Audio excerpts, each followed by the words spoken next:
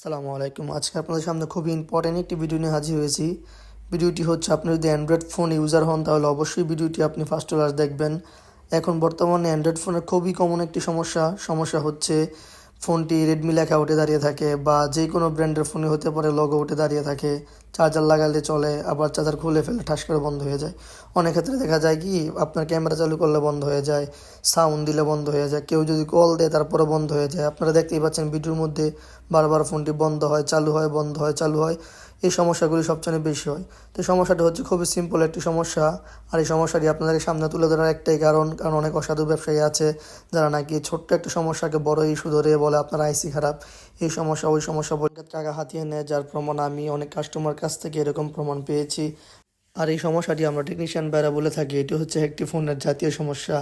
Android phone যদি আপনি use করে থাকেন আর যদি ফার্স্ট টু লাস্ট ইউজ করেন, তাহলে আপনি নিজেই বুঝতে পারবেন এই সমস্যাটা আপনার ফোনে আসবেই। হোক সেটা Oppo, Vivo, Redmi, Infinix, Tecno, স্যামসুনি, এই সমস্যাগুলো হবে এইসব ব্র্যান্ডের ফোনগুলোর মধ্যে।